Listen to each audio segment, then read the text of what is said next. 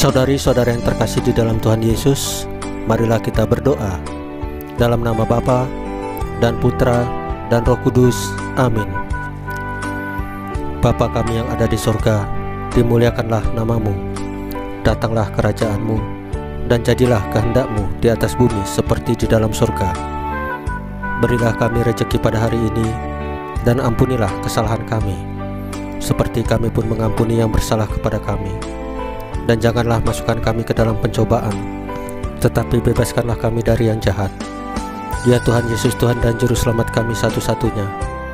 Terima kasih untuk penjagaan, pemeliharaan, dan berkat-berkat-Mu bagi keluarga kami pada hari kemarin. Terima kasih untuk nafas kehidupan dan hari yang indah hari ini. Ampunilah segala perkataan, pikiran, tindakan, kelalaian, ataupun perasaan kami yang tidak sesuai dengan firman-Mu, sehingga mengakibatkan dosa-dosa bagi kami. Ampunilah dengan kerahiman-Mu ya Tuhan Yesus, dan berikanlah kerinduan yang besar kepada kami untuk menyambut sakramen Maha Kudus, yaitu Engkau sendiri, baik dalam misa online ataupun misa offline. Ya Roh Kudus, hadirlah saat ini untuk memimpin dan membimbing kami dalam membaca firman Tuhan Yesus dan merenungkannya, sehingga kami dapat mengerti maknanya dan dapat kami laksanakan dalam hidup kami sehari-hari di tengah masyarakat kami. Amin. Dalam nama Bapa dan Putra dan Roh Kudus. Amin. Pembacaan Injil Markus pasal 10 ayat 28 sampai dengan 31 dengan perikop upah mengikut Yesus. Dimuliakanlah Tuhan. Berkatalah Petrus kepada Yesus, "Kami telah meninggalkan segala sesuatu dan mengikut Engkau." Jawab Yesus, "Aku berkata kepadamu, sesungguhnya setiap orang yang karena Aku dan karena Injil meninggalkan rumahnya, saudaranya laki-laki atau saudaranya perempuan, ibunya atau bapaknya, anak-anaknya atau ladangnya, orang itu sekarang pada masa ini juga akan menerima kembali 100 kali lipat rumah, saudara laki-laki, saudara perempuan, ibu, anak dan ladang, sekalipun disertai berbagai penganiayaan. Dan pada zaman yang akan datang, ia akan menerima hidup yang kekal. Tetapi banyak orang yang terdahulu akan menjadi yang terakhir, dan yang terakhir akan menjadi yang terdahulu." Demikianlah sabda Tuhan. Terpujilah Kristus. Saudari-saudara yang terkasih di dalam Tuhan Yesus, meneladan Tuhan Yesus berarti belajar tentang cara berpikir Tuhan Yesus, yaitu logika ilahi. Logika ilahi sangatlah berbeda dengan logika duniawi. Tuhan Yesus mengajarkan bahwa dengan berani menderita, kita mendapatkan kemuliaan.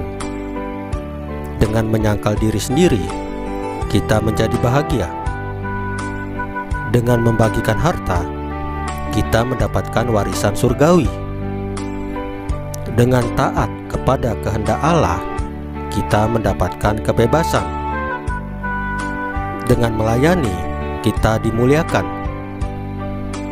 Dengan meninggalkan keluarga, justru kita akan mendapatkan balasan 100 kali lipat, meskipun disertai dengan penganiayaan. Mengikuti logika ilahi dan menanggalkan cara berpikir lama itu tidaklah mudah, karena banyak kebiasaan yang sudah terbentuk dalam diri kita. Tidak mudah untuk dirubah atau diganti. Belum lagi penganiayaan dan perlawanan yang muncul dari orang-orang di sekitar kita. Hal yang juga banyak mempengaruhi adalah keyakinan kita akan hal-hal rohani. Cara berpikir Tuhan Yesus ini perlu secara sadar, tahu dan mau dilatih berkali-kali, dan secara tekun agar menggantikan cara berpikir kita yang lama. Saudari-saudara yang terkasih di dalam Tuhan Yesus, marilah kita berdoa sebelum mengakhiri bacaan dan renungan hari ini. Dalam nama Bapa dan Putra dan Roh Kudus, amin.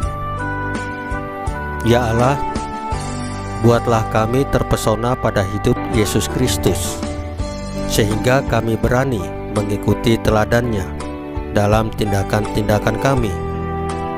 Teguhkanlah kami akan pahala yang Kau janjikan pada kami, demi Kristus Tuhan kami. Salam Maria, penuh rahmat, Tuhan sertamu. Terpujilah Engkau di antara wanita, dan terpujilah buah tubuhmu Yesus.